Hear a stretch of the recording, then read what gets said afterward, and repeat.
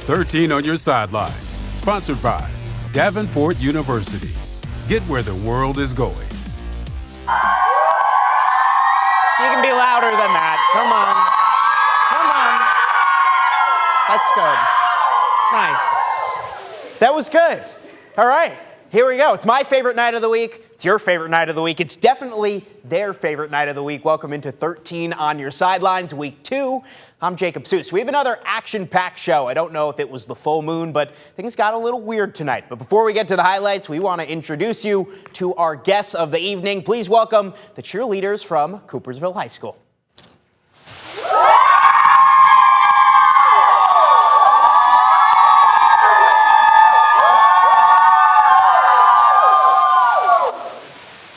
All right, let's get right to the good stuff. A week 1 loss, it's not the end of the world. But when you're staring at a stacked schedule, losing back-to-back games in a couple of weeks, that would make even the most level-headed high school football fan nervous. That's the reality. Muskegon and Rockford both were facing tonight as they squared off in our 13 on Your Sidelines game of the week. Historic Hackley Stadium hosted this matchup between powerhouse programs, and with home field advantage, the Big Reds came out fired up right from the jump. Muskegon's Lamar Bradford, he's going to hang on to this one. He runs it in for the early first quarter score. It was 7-0 for the home team, but that's not enough for the Big Reds. Later in that opening frame, Bradford, he's going to pitch it back to his senior receiver, Marquez Petty. He runs it in from the 20.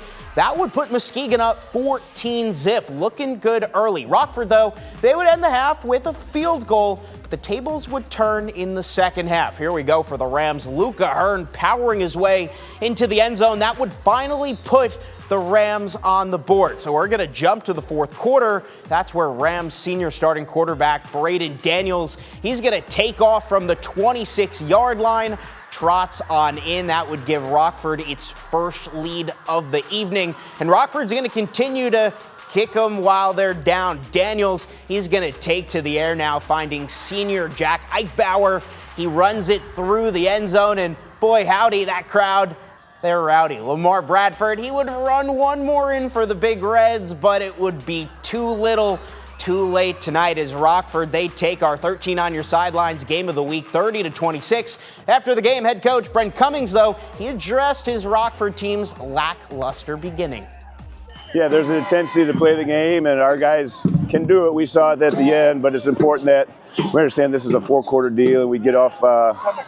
We come here prepared, ready with the right intensity to play a football game. We play a lot of great teams. Muskegon's a great team, and they came off strong and did an incredible job at the beginning. An incredible offensive attack, had us reeling, and proud of our kids and our coaches for how they responded at halftime and came out with the right intensity and finished the game strong.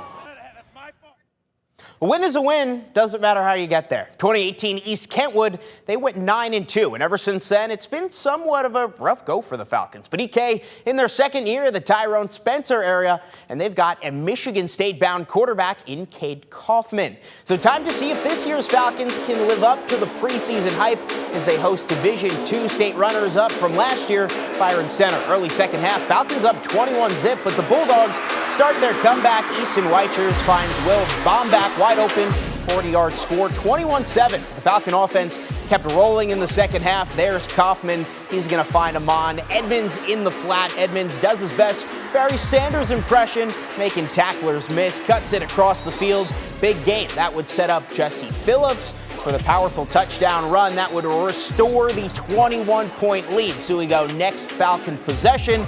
Kaufman again, he finds Kendrick Mayu on the quick pass. He takes it inside the 5, and Nasir Williams would punch it in a few plays later to make it 35-7. The Bulldogs kept fighting. Junior Cameron Payne powers it in the fourth, but East Kentwood would put this one away on another Williams touchdown. Big night for East Kentwood. They take down Byron Center 43-14. Forest Hill Central and Portage Central, they squared off tonight for the 4th straight season. Our producer, Matt Gard, the elder statesman of this program. He joins us in the newsroom. Matt, you have all the highlights for us. Yeah, Jacob, the Rangers won all of those previous matchups you just mentioned, and if the Mustangs were to finally come out on top, they'd have to do it on the road tonight. First quarter, fumbled snap, but as quarterback Rylan McNally goes down, he has the presence of mind to pitch the ball to Wendell Tomes. He turns lemons into a whole jug of lemonade, 57 yards to the house. It's 6-0 Mustangs. Ranger ball now. Nick Williams throws to the end zone, but Ben Coleman gets it. The INT makes it Mustang ball. Ensuing drive, second quarter, 3rd and goal. They hand to Nolan Bloomquist. He gets in from 7 yards out. That makes it 12-0. Rangers, they're looking to regroup. Williams, he's going to fire again. This time it's Joseph Gieman making a beautiful read, taking it the other way. And from there, Cam No says yes to an opportunity to run it in and give the Mustangs a 3-score lead. They win this one big, Jacob, 41-0. I like it. And the lemonade, I'm going to steal that one. Mona Shores, they haven't started the season 0-2 since 2011. But the Sailors, they've loaded up their schedule. They're looking to recover from a Week 1 loss against Grand Blanc. Tonight, they welcomed another powerhouse team into Sailor Stadium, the River Rouge Panthers. First drive, the Panthers go right down the field, but faced with a 4th and goal from the 3, the Mona Shores D-line comes through in a big way. You're not getting through those boys. The Sailors force the turnover on downs. Mona Shores now faced with a 3rd and 9 near midfield, but Joe Tolley finds Peyton Koziak. Play call executed to perfection. Move the chains. Second play of the second quarter, scoreless, but on 2nd and goal, Tamarion Stewart plows it in, and the Miami of Ohio commit gives the Sailors a 6-0 lead. Panthers back on offense now. Quarterback keeps himself, but Dominic Pigou comes flying out of nowhere. Nice tackle, loss of 5. Mona Shores would force the punt. The Sailors, they took that 6-0 lead into half, and they win a defensive slugfest 16-6, getting their first victory of 2025. And coming off a Week 1 win against mighty Muskegon, Granville hit the road tonight to face an elite Cass Tech team out in downtown Detroit. It was the first time ever the Bulldogs in Tacticians squared off. And the Bulldogs would strike first, knocking on the door. It's our guy Tank Terry. Shocker, 5-yard touchdown on 2nd and goal, 6-0. So we fast forward to the 3rd. It's 14-6 Tacticians, but Braylon Haney gets in. 2-point conversion, though, no good. So it was 14-12. Granville would force a fumble on the next possession, and then when they have the football, everyone thinks the ball's going to Terry, but DJ Hardiman flies out of nowhere, 51-yard touchdown. That's a grown man score. Granville back in front.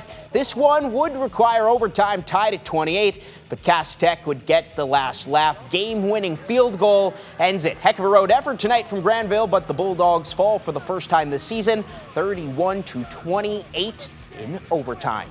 But we're just getting started here on 13 On Your Sidelines. Coming up next, we're going to meet this season's first 13 On Your Sidelines MVP of the week. Plus the West Ottawa, they took on Zeeland West. That game came down to a Hail Mary pass. Promise you're not going to want to miss it. And two teams trying to rebound from Week 1 losses. This West Catholic, they would host Coopersville.